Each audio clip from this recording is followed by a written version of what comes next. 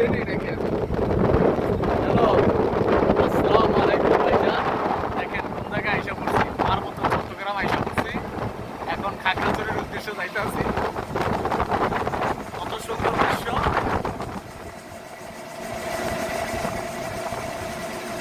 আপনারা একবার আসুন, আইসা এই সৌন্দর্য উপভোগ করেন। অনেক বেদনা নিয়ে, কষ্ট নিয়ে হচ্ছেন জর্জরিত নিয়ে এই পথে আমরা এখন রাস্তা।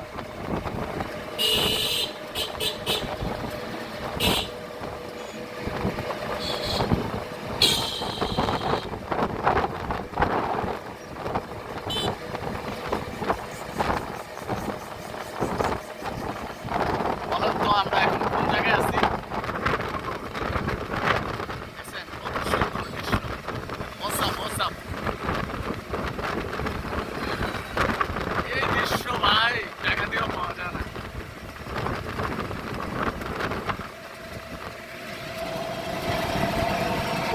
দান দান দান